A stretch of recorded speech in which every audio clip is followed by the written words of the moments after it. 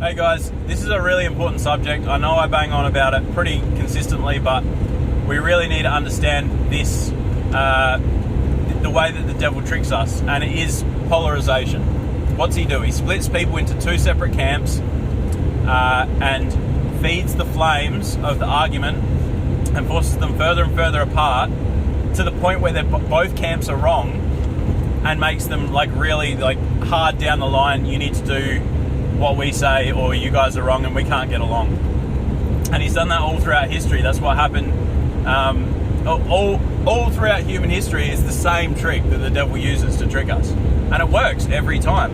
And just for instance, like politics, you think about left and right. There's the left, which are they seem to us like mindless people who only listen to their emotions, and that's a very feminine thing. Is it wrong?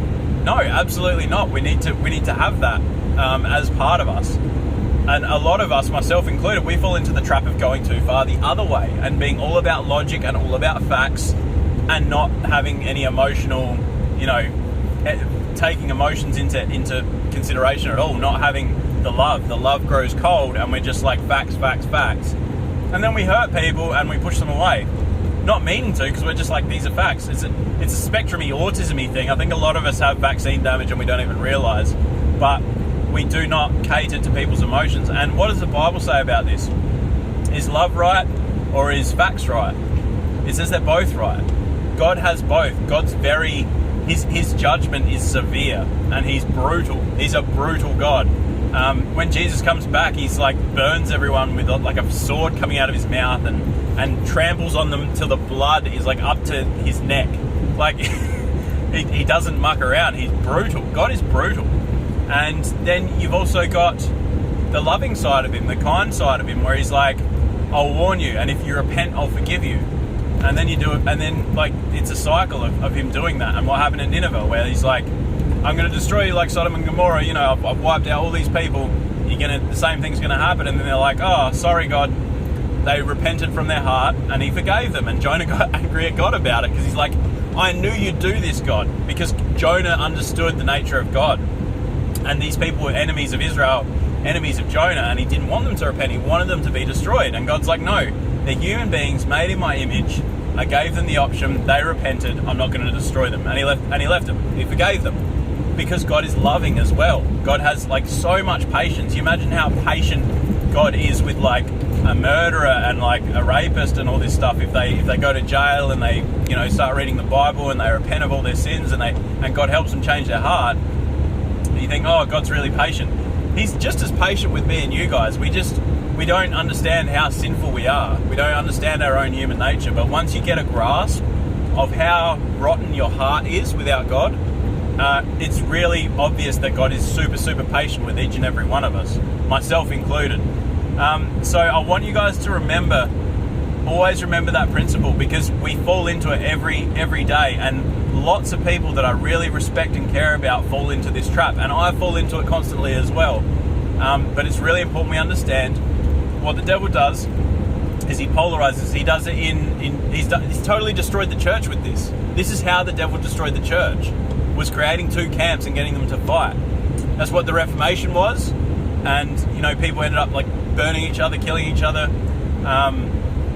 and that whole thing is just, it's over and over and over again. Then he went into, so what happened out of that? There was a Protestant church. Then they started fighting, right? What happened? They fight, and then eventually they get so polar opposite that they split. And you know what? When you look into these things, a lot of the time, both camps are wrong. A lot of the time. Very, very rarely is one side right. I'm going to say Luther was probably more on the side of truth than the Pope. But when you look at overall how many times this has happened, and it's happened hundreds of thousands of times to the church. Look at how many denominations there are and how many splits within those denominations. You go into a church and there's usually 2 or 3 camps of people that don't get along. And he just keeps doing it and doing it over and over, and we keep falling for it and falling for it and falling for it. Why? Because we don't understand the principle that the devil splits us up, polarizes us, and then gets us to fight. And that's how. So you can be in a certain denomination and just be in a total argument with someone in your own denomination, screaming at them because they're not in the same exact spot that you are. And the people that do that are usually our type of people, the fundamentalist people, the people that are like, I want the facts, I want the hard evidence, because we tend to identify more with that side of God, more with his righteous judgment than with his loving kindness and forgiveness. And you look at Jesus is the image of God. Look at how he treated like sinners. Right? He didn't scream at them and condemn them. He like loved them and hugged them and told them, he told them with love the truth. He's like, you guys are going to hell, you need to stop sinning. But he didn't say it in a brutal way. You know who he was brutal with? Was with the people like us. Jesus was most brutal with the fundamentalist Pharisees and Sadducees, who would argue the most nitty-gritty little point and totally no love whatsoever. They would just focus on the rules. They would just focus on judgment and wrath, and they had no love in them. And Jesus saw that, and he condemned them worse than all the sinners. So we need to be really careful, guys, that we're not acting like Pharisees. Recently, we had a fight in the chat for this channel about King James Version onlyism, right? And that does lead to a bit of, it's kind of culty. Getting King James only and nothing else, it gets a bit weird because you're just focused on this nitty gritty little, like, this translation is the perfect translation, every other translation has been tampered with. When you look honestly at the King James, there's some problems with King James translation as well. Yes, it's a great translation, not really worth arguing over, definitely not worth condemning people over for not reading it. You can tell them, hey, this is a very accurate translation, why don't you read it? But you can't say this is the only version of the Bible that's legit. You go too far one direction, but you can go too far the other direction and call those people a bunch of names and get really angry with them for only wanting to read the King James. And it's the same thing over and over and over, and you end up like both sides being not acting in love, both sides just arguing, and then the devil destroys that group. And we need to be on guard for that behavior. For people, the New Testament says be very, very careful of people that cause division, and get rid of them, kick them out. Like, warn them once or twice, and then if they don't do it, like, warn them personally, one-on-one. If they keep being divisive, get a bunch of people together and go and warn them. If they keep being divisive, warn them in front of the whole church, embarrass the crap out of them. And if they keep doing it, cut them off and get rid of them. Because like we are so, and the reason he said that was because God knows the future, and he knew that the church was going to get absolutely chewed up and spat out by this trick, which is exactly what's happened.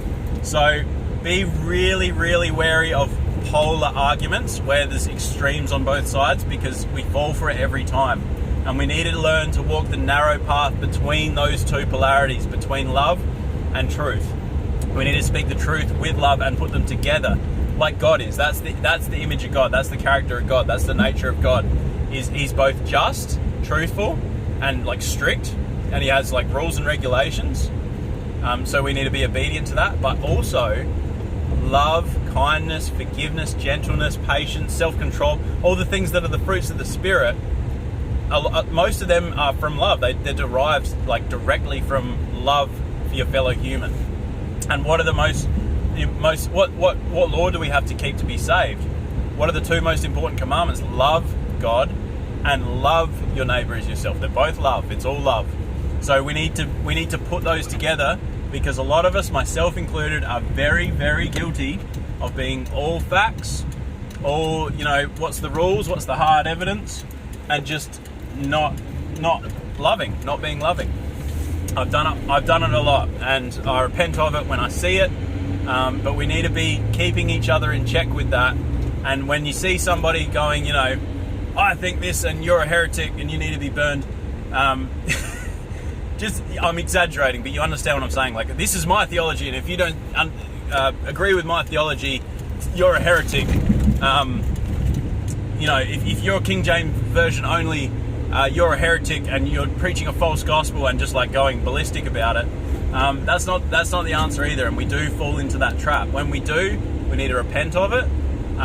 When you see your brother getting upset, and that's just an example, there's a ton of it. It happens every day. I see it all the time.